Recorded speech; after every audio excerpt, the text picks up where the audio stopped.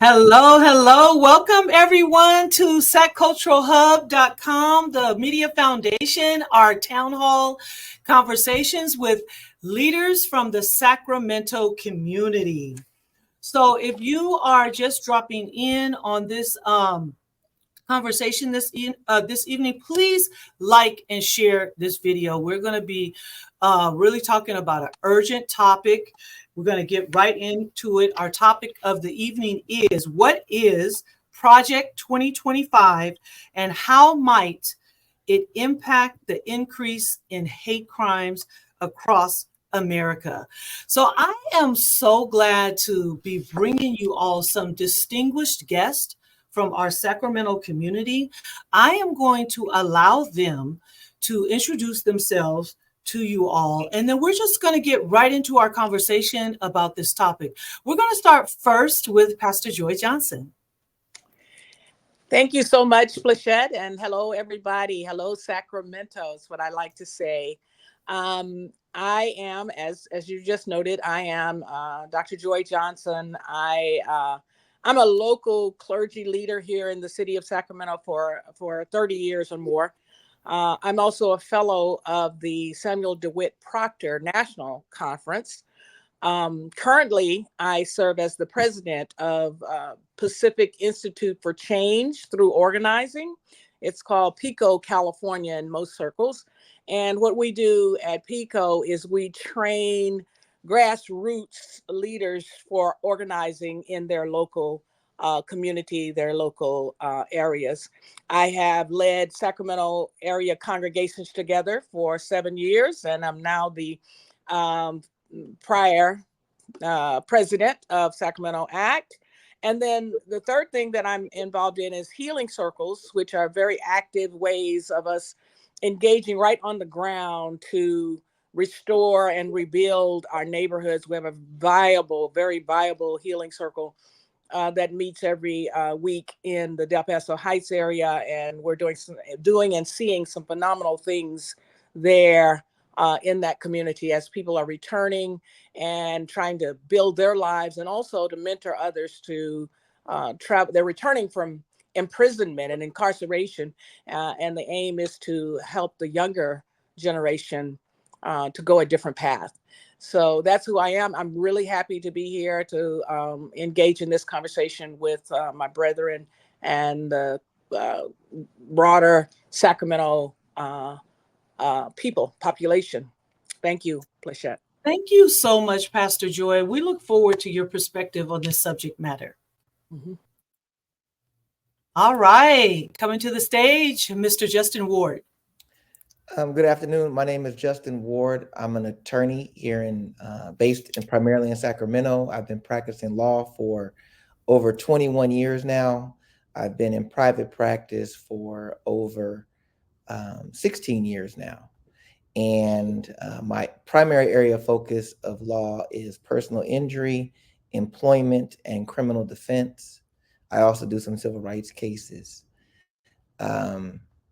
Additionally, I am on the board of the NAACP as the chair of the Legal Redress Committee.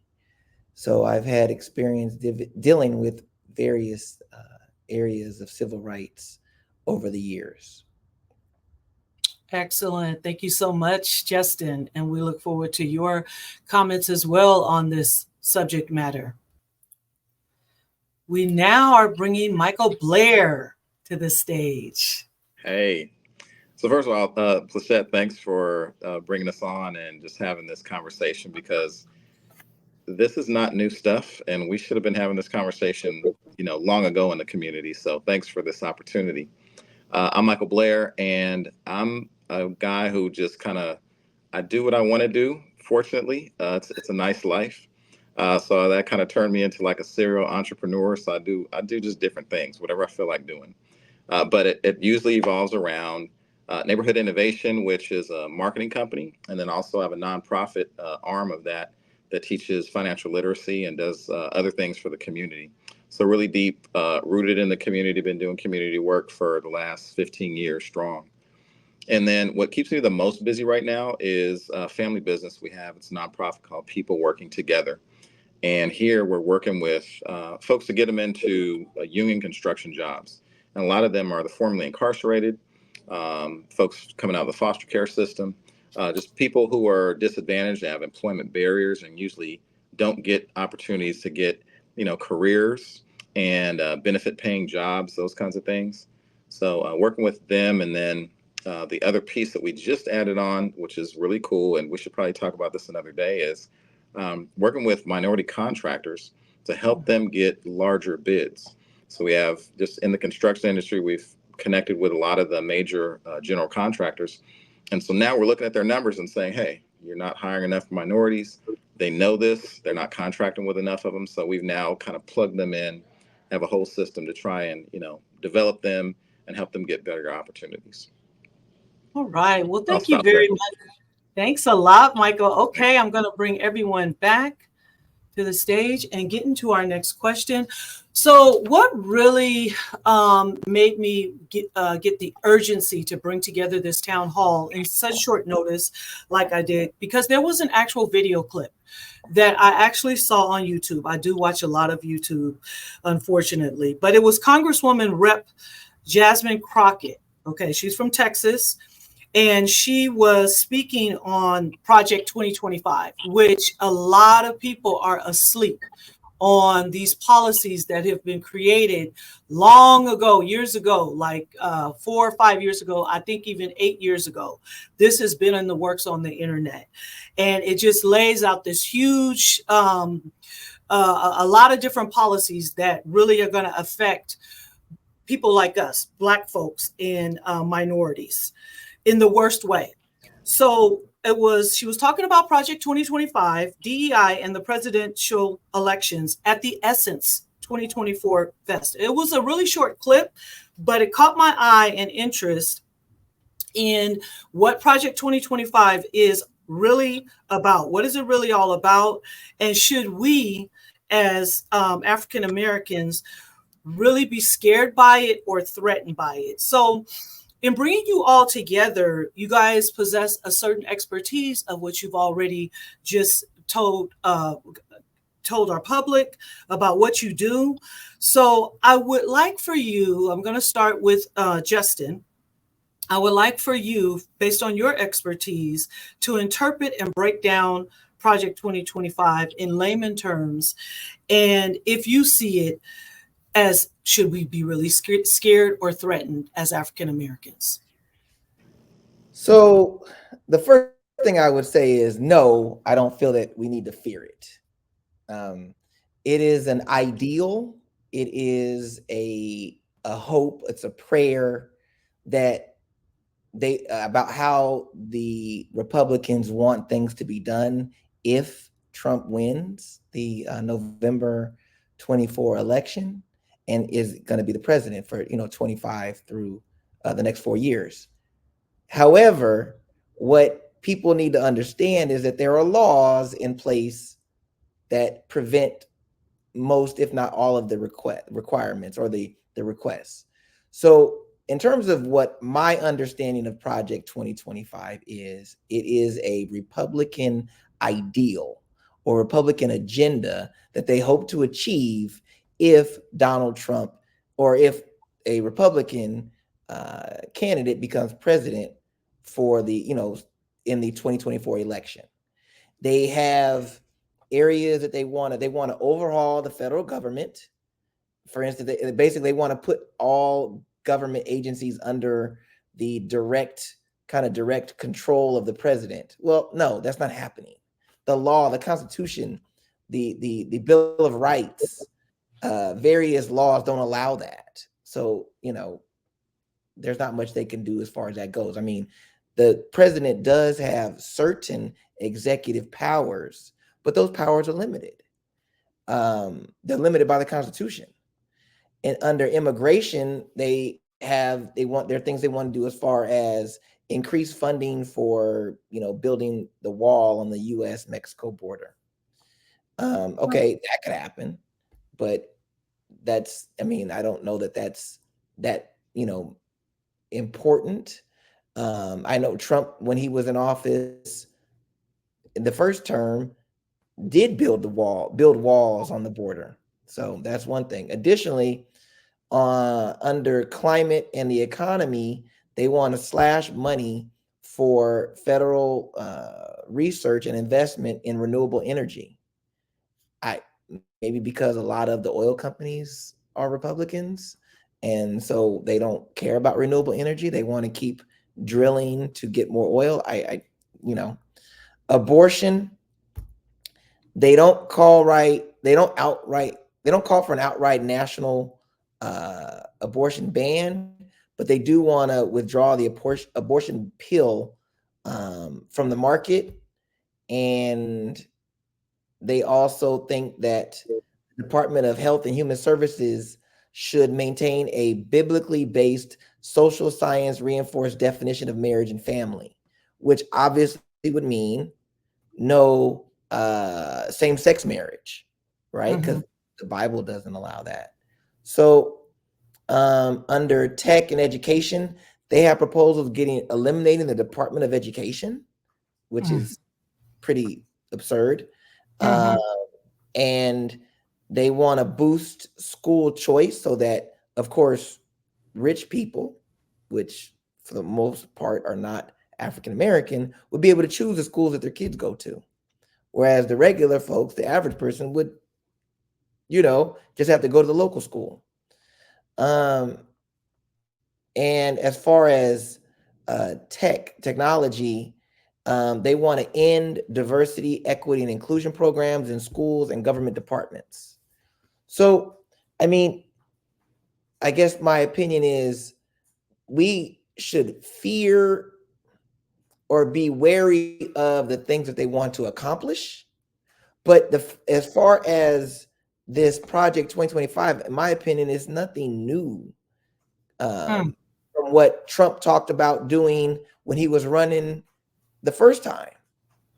And so I don't think that most of these things can be done. The president can't unilaterally change the law. He is not allowed to do that. So I don't think there is much to worry about, honestly.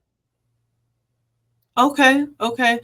Well, I do have some questions and concerns about that, but I'm going to go ahead and allow Pastor Joy Johnson to come in and give her perspective on this. Thank you very much, Justin. You did a really good job of breaking that down for us, especially some folks who probably had no idea what Project 2025 is all about. Thank you, Justin. I learned a little bit there from that brief period of your discussion. Looking forward to hearing more. I guess in layman's terms, well, first of all, let me qualify what I'm about to say. I mentioned at the top that I am a fellow of the Samuel DeWitt Proctor Conference, and we are a very much Afrocentric conference. We're Christians, yes, but Christians that are grounded in Afrocentric thought. And so some of what I'm going to be sharing with you are the things that we have been studying and looking at over the last 2 to 3 weeks, because it has created some fervor among our fellows. Like Justin said, this is something that has been in the works for quite some time. It's new in that my layman term for it would be this, just talking to my brother, sister, anybody who don't have to spent a lot of time in school, but it is that this is a written strategy, as Justin just said, a wish list, but it is a written strategy that is designed to consolidate power and privilege for a very limited portion, a limited and designated portion of the population. That's not new. We know we've lived this for forever. I mean, in that there's an understanding about class systems in the nation in which we live, and this is simply I believe simply a written strategy to solidify what we already know as classism in these United States. I would say one of the things that concerned us, myself, and the conference that I'm a part of the most, is the changes that it's proposing to the justice system. And that's why that's not my area. So that's why I lean into how Justin describes it. But we're understanding that there's going to be a shift of the attention. You're right, should a conservative become the president and they adopt this agenda, they adopt this strategy, then there will be a shift of the attention of the Justice Department. And that attention will then be focused on defending anti-white slights. Reverse discrimination will be their primary focus on where is it that the white population is being overlooked or asked to move aside and make room for others. Again, the conference that I am a part of is one that believes in equal opportunity for everyone to thrive. And we believe that the Justice Department, the Department of Justice, and many of the equal opportunity policies that have been put in place have been our only protection from being completely outlawed or eradicated from any kind That's of, right. And so if it shifts the way this is indicating it will shift, we won't even have that as a protection. So, right. So again, I just say you can't just come in and just change, but it is a strategy. It is a strategy that has now been written. And sometimes what leaders do is they'll grab a hold of something that's already written. If you already wrote it, then I don't have to write it myself. And so it's there for anyone who has this conservative thought. Last thing I'll say, and then I'll remain silent for other, is that Justin mentioned the biblical-based language of some parts of it, and the danger that we see, and we are all Christian in this conference that I'm in, is that there is such a broad use of religious language that it will automatically give buy-in to people who really won't know what they're buying into, because it sounds right. Right. It sounds right because we've been raised on certain language. And then if I were to support it, one of the major things I'm going to be losing is preschool for my grandchildren. But I wouldn't necessarily know that, except that I search out and seek out and really look at it. What's the meaning behind what is said? Should we be concerned? I don't think we should be scared, and I'm really wanting to say that is that because everything that's coming out nowadays is designed to create fear. So if we're afraid, then we won't know what to do. But I think that we should be informed. So everyone should try to go about their business of finding out the facts on how would this impact me. As I just said, I want my grandbabies to be able to go to preschool. I think preschool is a good, and so I need to look at this possibility from the standpoint of what it will do to hit me. Certainly when it comes to hate crimes, I think that if there is no real focus of the Department of Justice on hate crimes, then they can very easily increase. We haven't seen as much help as I think we should see as far as the Department of Justice enforcing and standing firm against hate crimes, but it would be even worse, I think, if the shift of the focus is changed. And so, my piece. Thank you, Pastor Joy Johnson. Very good points raised. We will come back to this. I'm going to go ahead and bring on Michael Blair. Hey. All right. So great information so far. I'm like everybody else, learning as I go. And like I said earlier, this conversation should have happened with our people, with our culture, long ago. And really, it affects all cultures, right? But we're just really now coming to the table. So, we bring out the platforms, bring out the microphones, and really try to get folks informed. And, when we talk about the Black community, we're talking about a lot of different levels. And, we're not monolithic where everyone's the same. Instead, we have the elite all the way down to the poor.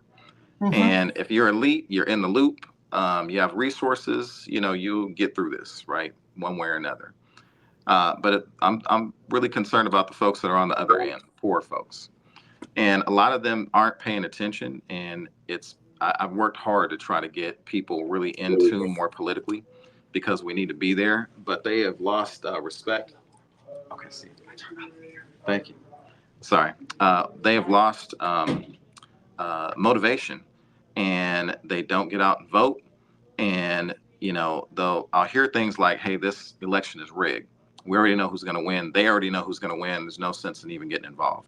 Mhm. I've been involved in elections, really working on campaigns, helping folks win, and I've seen people win by 150 votes. So it is real. We need to get out there and get involved. And some of the things that on a daily basis, when, let's say, poor folks come together, they're just worried about their basic necessities within their small circles. So, Mhm. I'm just going to get real here. Can I buy my weed? Can I play my video games? Can I just focus on what's just within my reach, within my small circle, my small neighborhood? Mhm. And they aren't really giving thought to how's this going to affect all their family, all their friends, just all communities in general. And so they're not getting in the loop, not staying informed. And as I read through this and I start to look at some of the pieces that jump out at me in the Affordable Health Care Act, okay, so if that happens, that's going to affect a lot of folks on a daily basis, the Absolutely. rich, the poor, especially the poor. Mhm. Department of Education, as Justin said earlier, getting rid of that, ban on African American gender studies. Now, that's an issue because that affects us directly. And if that's banned and we can't pull up information, we can't pull up data, we're not going to know how to help our people. We're not going to know the condition they're in. We're not going to be able to come up with solutions because we won't fully understand the problem. In climate control protections, in free and discounted school lunches, that's going to affect a lot of the community. Ban books on slavery. Okay, so you see where the direction this is going. We can't allow Unbelievable. that to happen. Right. Cut Medicare and Social Security. So it's going to hit us in so many different areas. Now, as Justin pointed out, the president can't just snap his fingers and make it all happen, right? Mhm. So if Trump wins, there will be some pushback, of course. But when we're talking about the law, when we get lawmakers involved, and he has a strong following, I mean, people cling to him. When he has the lawmakers behind him, then I think he'll be able to push the agenda a lot farther than we might think. And then if you get, governors of different states that have their, states' rights, they're going to start to lean in that direction as well. And when the racists get emboldened, they move in unison because right now they have a plan. They're all on the same page. And that, I'm not going to say we should be scared, but we should definitely be concerned to the point where we're trying to come up with our own plan, That's right. our own document, something that Mhm. we can follow and all get behind. Because if we don't, we're just going to, we won't have a seat at the table. We'll be the meal on the table. And we have to really encourage each other to vote, get involved, because this is just too wide open. Um, as this document, I continue to just learn new things about it. But even if, let's say, Trump doesn't win and Kamala Harris or whoever, the Democrats win the seat, this document is already out there. There's already commitment to it. So there's going to be a lot of push. And there are a lot of, department heads within the government that can still pull strings and make things happen. And this is going to be their direction. They're going to be fighting. So we need to be informed so we can fight back as well. And I'll stop there so I know you have more questions. Thank you so much, Michael Blair. All of you have just been dropping gems this evening. We will come back to this. I do want to get to our last question, and I'm going to go ahead and bring Justin back up.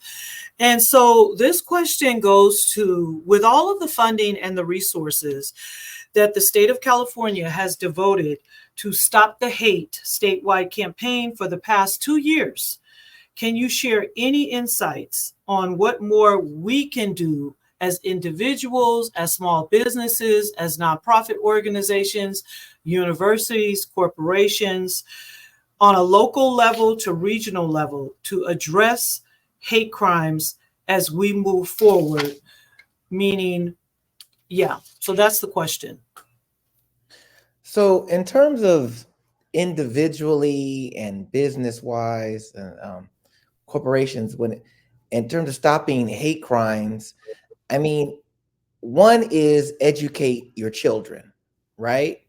Because a lot of these, I mean, it's rare that, from what the studies have shown, that people wait until they, become 30 years old to start hating other people, right? They've been indoctrinated as children, and they continue on as teenagers, and then young adults, and then adults, right? So it's educate your children about tolerance. And if your children are tolerant and then they're at school with other kids who see, you know, our children being tolerant, then the hope and the goal is that they will also become tolerant. And I do know that compared to my generation going to high school, that kids these days are way more tolerant of various different lifestyles, various races, genders, sexual orientations, and religious preferences. It's not as big a deal to them as it was when I was in school. So we keep with our children, right? That's one. As far as dealing with adults who are already unfortunately indoctrinated, um, education, right? If you hear someone, you hear the saying, uh, see something, do something, right? If you see something wrong occurring, do something about it in a productive way.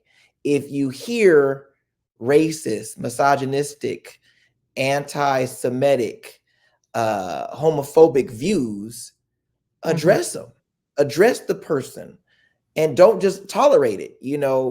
One of the things that African Americans have to remember is that while race is one category and gender or sexual orientation is another, folks that are homophobic are often going to be racist as well. So if you hear homophobic statements and conversations, do your part to educate, to correct that behavior, because just like they're going after the LGBTQ plus community, they're very well likely going to come after the African American community, the immigrant community, right? The API community. So we have to, as one minority, be protective of the other groups out there, right? The other minority groups, the other groups based on sexual orientation, the disability community, right? I mean, we have to make sure that we don't act like, oh, they're not talking about us, so it's okay. No, it's not okay. Because what do you think they're talking about? Who do you think they're talking about when you're not around? Right? I've been in groups where, a white guy started talking about Hispanic people and thought I'd be okay with that. And I was like, no, that is not okay. Like, what are you doing? Right? We have to do that as a people, whether it be a business correcting our employees, disciplining employees who have that behavior, or it be out in public with our children, out in public just with ourselves.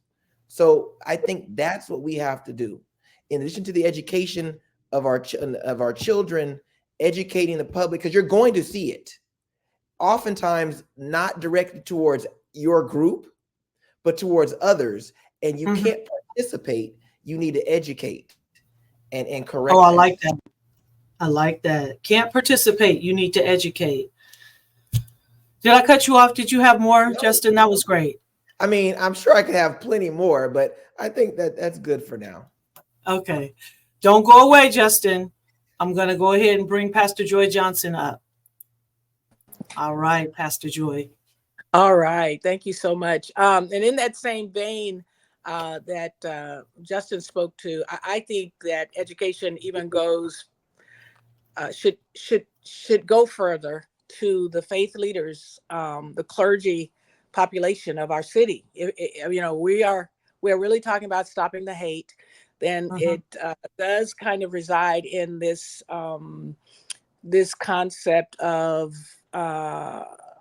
only one faith. We are pluralistic society, and so if the clergy can be educated to a point of embracing one another and one another's Mhm. faith, uh, so that we are all looking for human thriving again, the humanity. We're trying to elevate the humanity of those who are not like us, and Mhm. one of the ways of doing that, and we do it a lot in Sacramento Act, where we have all faiths come together, and we have assemblies together, and we even learn about the faith traditions that reside in our city.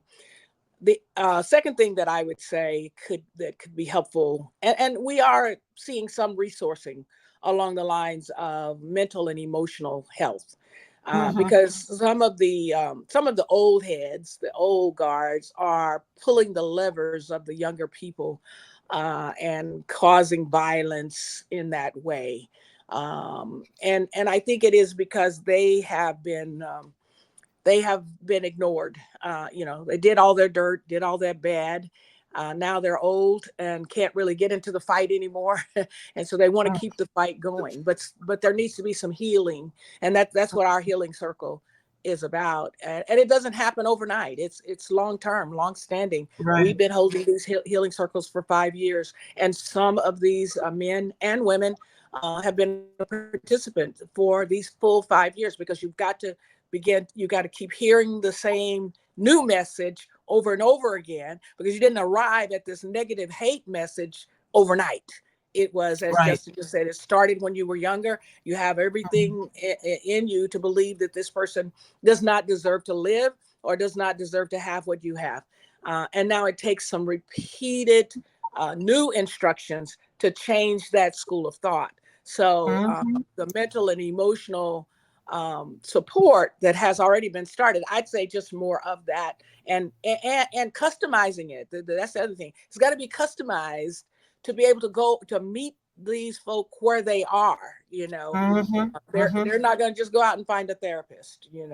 So So the true. clergy and the psychologist have got to go to where the hurting people are. So that's my piece for funding and resourcing. Mhm. Thank you so much, Pastor Joy. That was good. That was really good.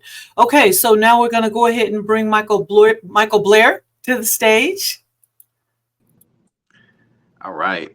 Do me a favor, repeat the question. I want to make sure I try to stay on point for you. Okay, so the question was, there's a lot of funding and resources that has the state of California has devoted to the Stop the Hate statewide campaign for the past 2 years. So I wanted you to be able to share any insights that you have on what more we can do on a local. And when I say we as individuals, as families, businesses, nonprofits, corporations, to address hate crimes as we move forward in light of this entire conversation. It's good. I'm going to start off with a quick story. Once upon a time, I lived in Louisville, Kentucky as a little kid. And there we had a very unique upbringing in that there were a lot of Ku Klux Klan in the area. Mm, And they would basically just ride down the street. I remember specifically where we lived, I often saw this one group, and they would be in a green Jeep, no top, and just kind of packed in. They'd be in, all white with their hoods on, and they'd have hockey sticks. And they'd be beating on the floor of the vehicle like KKK, KKK, and they would just kind of run through the neighborhood. And so as a kid, we'd be right outside in the parking lot playing, lived in some townhomes. And whenever something would happen, what we would do is we'd hear that, and then we'd immediately, wherever a parked car was, we'd jump underneath the parked car and just hide and wait until they went away. And then, as the sound got fainter, we knew, okay, it was safe. We'd just come right back out and keep on playing. That was a way of life. I can't say I was traumatized by that, because at the time I just grew into it. That's what I knew. So I didn't really know that that was too different or crazy. Now, there were a couple times where my brother and sister, it never happened to me, but it happened to them, where they were going to the store and they happened to be walking back and they'd get chased by some KKK, that kind of thing. Now, they never got caught, thank goodness. But it was just that prevalent in that community, and that's just the way it was. That's how we grew up. And so, as we start to see the hate around the country, I think a lot of people just haven't experienced it to a certain level. They've seen it on TV, they've heard about it, whatnot. So it doesn't really mean as much to them. It doesn't resonate quite as much. But for me, I understand it a little better than some, maybe. And, back to your question of what we can do as a community, I think the comments that were made so far, the education piece, of course, because that's the next generation that's going to be guiding this thing, right? We need to make sure that the children understand it so that eventually we can get rid of this thing. Because, if you look back to where blacks were getting hung by trees, they'd bring their kids out to see, and they'd say, hey, children, see this because we want you to know this so that you can do this when you get older. So it was training up the youth to grow into, the monsters that you see that they grew up into, and they would repeat that kind of thing. So we need to do the opposite. We need to educate our youth so that they are against that kind of thing. They really understand what it is. They grow to dislike it, and they, respect people as individuals, and they don't really have any color barriers or any kind of barriers whatsoever. It's just humanity, all human value. And if we can get to that point, I think we get a long way. Now, what we can do with the locally and all the money that's been put forth, there are more nonprofits in Sacramento per capita than most cities in America. There are tons of nonprofits here. If we can really connect and either, collaborate better, whatever we need to do to be stronger forces individually, and then be able to come together collectively to even do more, and then really be able to connect with the state to get those funds to be able to, tap into the communities and be grassroots and be able to, really do the outreach that I think is necessary. There's a lot of top level stuff that's done, but when the boots hit the ground, the money's already dried up before it gets to the nonprofits. So they aren't able to really function effectively like I think that they, really could or know how or really want to. So I'll stop there because I can keep going on the subject. Well, I'm bringing everybody back to the stage because I really think we came here to do what we needed to do. And we came here to inform. We came here to educate. That is what the Sac Cultural Hub Media Foundation is all about. And thanks to you, great leaders in the community, you came and did just that. I hope for all the folks that have been listening, you like this video, you share this video. These folks here have dropped some gems. And as you can see, they've got some expertise behind them that, really justifies a lot of information, resources, just, different things that they've brought to the table to inform you and just, give you the rawness of everything and their understanding of Project 2025. If you haven't read it, there are lots of videos out there that you can go and watch. If you're not interested in reading it, I would advise that you read it. We are the black people are the last to know about anything or want to read about anything. But this is something that you should be sharing with your family members, your friends, and your neighborhood. Okay. So I did want to do a round robin. I wanted to thank again all of you for coming again on short notice. And I wanted to go ahead and do a round robin before we do a closing. If you have anything more to add on this subject matter, I always believe in giving people a takeaway. Sac Hub is all about, what was I want people to have a good impression and a good takeaway that I certainly know that they're going to remember a lot of stuff that was in this video today and be able to share it. But we'll go ahead and start with you, Michael Blair. I'm going to do reverse now. What is your takeaway, your closing that you would like people to leave with? We all need to get involved because, the old theory of we're all going to be taken care of. The government would never do this, or that to us. That's the old thought, right? We can't be stuck there anymore. At one point in time, we were children, and so we were taken care of, to some capacity. But right now, we are the leaders. We are those adults that we used to look up to. We are the folks that need to be driving that needle and really pushing it to get us to the point where we need to be able to communicate, come together, and use the strength that we have. Because, as minorities, we are strong in numbers. We're strong in creativity. We just have to get more effective at utilizing that and utilizing it within the system that exists. A lot of times we want to get upset and we want to act out.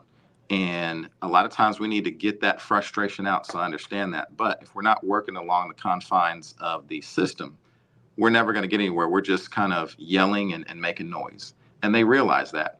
And they know that, hey, they can only yell and make noise for so long. They're going to have to go back to work. They can't march every day. Eventually, they're going to get tired and they have to go home. And so we have to get to the point where we're using more effective tools. We're communicating with each other. We're utilizing the networks that we have, and we're able to build in the right direction and really, really be effective. So I'll stop there. Thank you. Thank you, Michael. All right, Pastor Joy Johnson. Thank you. And thank you, my brothers, for even sharing the same stage with me. My advice, my closing thoughts are this: be informed and stay informed. This document is a dense document, and you probably heard all the scare tactics that talk about it being 900 and some odd pages long, and it is. But there is such a thing, and it helped me get through college: Cliff Notes. Cliff Notes are being produced by all of the the organizations that are for our good, and so you can go out and you can get just a small snippet of what it is. The assumptions are being put into handy little packets for you to be able to look at, so you can use your own ability to reason. And this is what I say to everybody who sits every Sunday after Sunday after Sunday in a congregation and expects someone to tell me what to do. But it should not be that we're telling you what to do. It is that we should give you the tools so that you can think for yourself. Yes. And absolutely. When you can think for yourself, you will arrive at the right answer. Because the Lord, all right, amen, my sister. Speaks to all of us. He speaks to all of us. So inform yourself, right? Get the information and use your reason. So that's all I have. I'm glad to be a part of this. Thank you. I love it. Thank you so much, Pastor Joy. All right, Justin, take it away. So Michael and Pastor Joy both said things that I was thinking as well. But, I had written down, stay educated, right? Educate yourself on Project 2025, but also educate yourself on the, I guess, as Michael was saying, using resources, educate yourself on the I guess, how to counter Proposition 2025, right? The Republicans, because this is a Republican agenda, are going to say, we need to get rid of the Department of Education because of this. We need to overhaul the FBI because of this. Well, educate yourself on those topics to be able to say, wait a minute, the Department of Education, they oversee student loans to making sure that we all have the opportunity to get educated. They make sure that private schools aren't taking advantage of students. Like a few years back when the Corinthian colleges were shut down by the government because people were getting degrees and couldn't get jobs because the degrees were worthless. Those schools the education systems are worthless.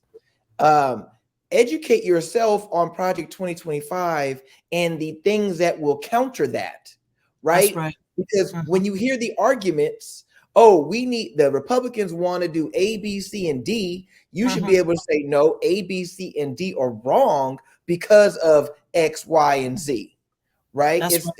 Don't just, you're wrong. You need to be able to say you're wrong because, right? So that comes with education, whether it be the internet, whether it be watching the news, whether it be just talking to others who know more than you, right? Others who deal with this as a profession. Everybody has access to their local, their state, and their federal political figure, whether it be the House of Representatives, whether it be your local city council person.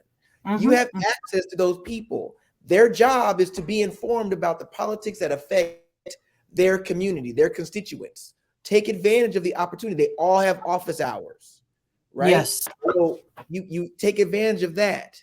But I would say, and we talked about this, no, I don't think you need to be scared, because what is being scared going to do? You need to be informed, you need to be educated, and you need to be prepared, right? That's right. So that when you're informed and educated, you can be prepared for these outlandish and outrageous ideas, getting rid of the FBI, or better yet, what they want to do is eliminate some jobs and positions so that they be filled by political appointees. No, we don't work like that, right? We have a separation of church and state for a reason. They want to, change that. So stay informed and be ready, be prepared to argue or to debate politely, to debate with information, not just argument, not just argue, but debate these issues with the folks and some of our own folks who are on the other side. We have Black folks voting for Trump. I know a few, right? So be able and be prepared to counteract this agenda. And I mean, I will point out, Trump did say that he doesn't, he didn't support, Project 2025. He doesn't know about it, whatever. I'm not buying that for a minute, right? I'm not for a minute. If somebody says, oh, that's not Trump, whatever. Trump also denied having anything to do with January 6th. And we know that is not the truth. So don't be scared. Be prepared.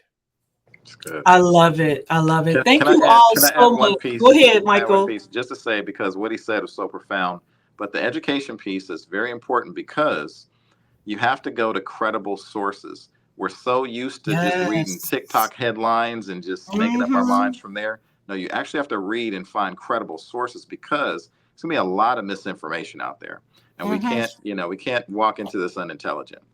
So definitely find good sources, read, and really be informed. Well, this has been fantastic. Every time I have heard y'all talk about when or if Trump will win, I'm just like, we just got that bomb news yesterday, about Biden stepping down. Bless his heart, he had to step down. And now we got the first Black woman who more than likely is going to be running in his place for the U.S. presidency.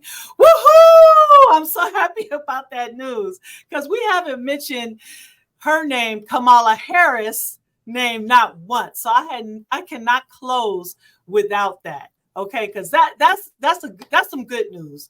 We're in unprecedented waters right now. I mean, but very exciting times, very exciting times. So again, I want to thank each and every one of you. This has been fantastic discussion.